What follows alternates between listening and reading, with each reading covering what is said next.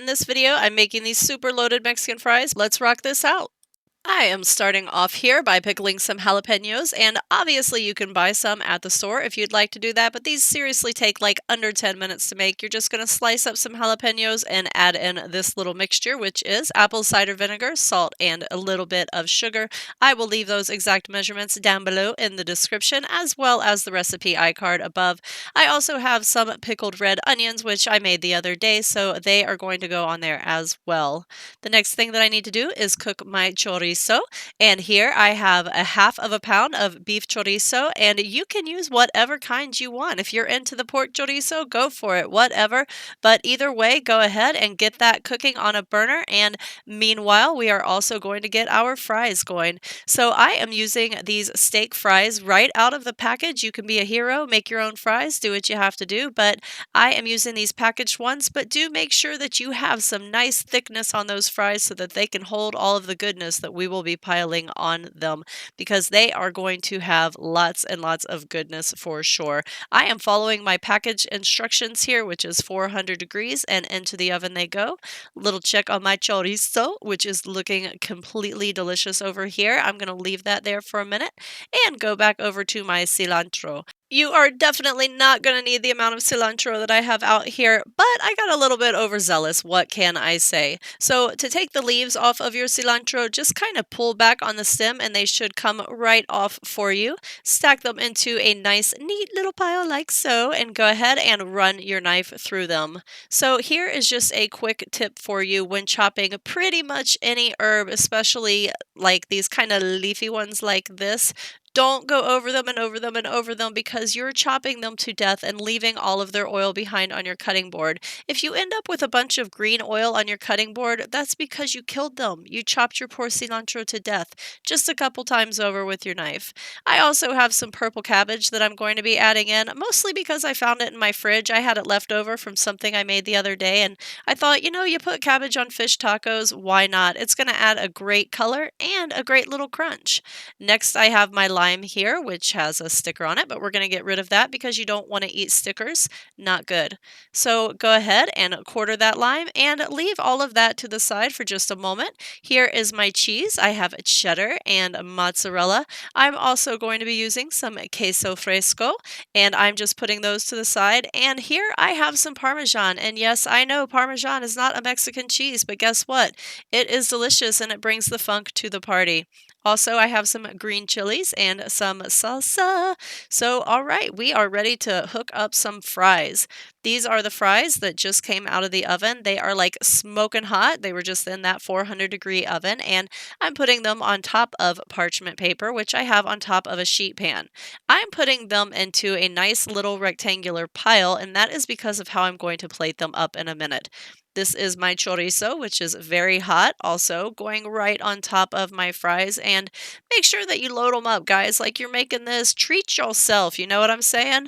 Yes, I went there with my corn. I have starch on starch, and that's okay because you know what? Corn is delicious on these fries. Load it up. All right, back over here to my cheese. I am going to hook up like a nice pile. Good meltiness going on these fries. The cheese is like one of my favorite parts of any loaded fries, so I have to have like lots of melty goodness going on. Like when it comes to extra cheese, I'm like, bring it. So there is my beautiful cheddar and mozzarella, but we're not done yet because we are going to add some of that Parmesan. Like I said, it brings the funk to the party. You need a little bit of like, a little swank in there, something to get your like palate going, right? So we're going to add a little bit of that Parmesan right on top. And I also, of course, have some green chilies here. Those are going to go on. I didn't forget my Queso Fresco, guys. It's going to go on there in a second too, but green chilies are going on first, probably because that's what I happened to grab first. I don't know. These are here looking all beautiful. And then I think I remembered my Queso Fresco. There it is. Okay, so this is definitely going on next. We don't want to forget that. Now let's go ahead, put it all on there. Just go ahead and add what you got there on your plate. I didn't measure anything, do it to your own liking. Go ahead and load it a little more. Putting that extra little bit of mozzarella and cheddar kind of helps hold everything together. This went back in my oven, still on 400 until it got melty and good like this. And now I'm going to move it. See, this is why I did the pile. That's my little fry basket that goes into my like little home fryer that I have.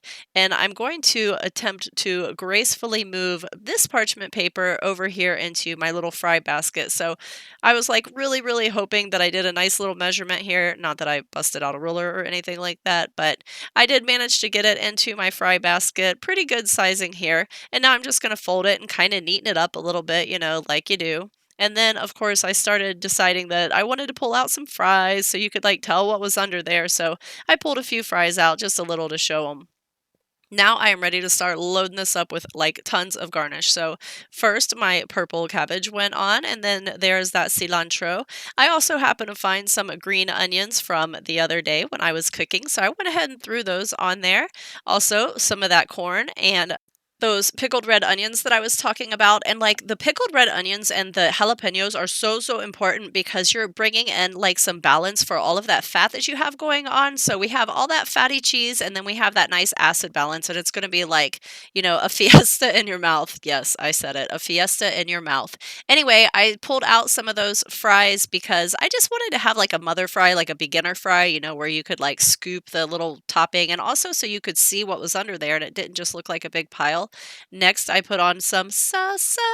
Yes, some salsa, whatever kind that you happen to love. And I couldn't really tell what I was putting on just there, but I think it was a little bit more corn. And then, of course, some lime juice got squeezed right on top there. These are my beautiful pickled jalapenos. These take an hour to pickle, by the way. It takes like 5 minutes to put them together, but then they have to set for an hour before they're like officially pickled. So, I mean, you could totally eat them at the half-hour mark. They'd be delicious. But if you want to be official, wait that hour.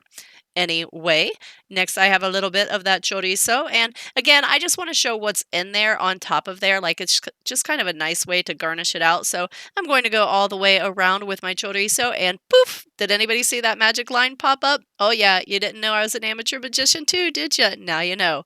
Also, a little bit of sour cream and we are finished here, guys. Let's eat.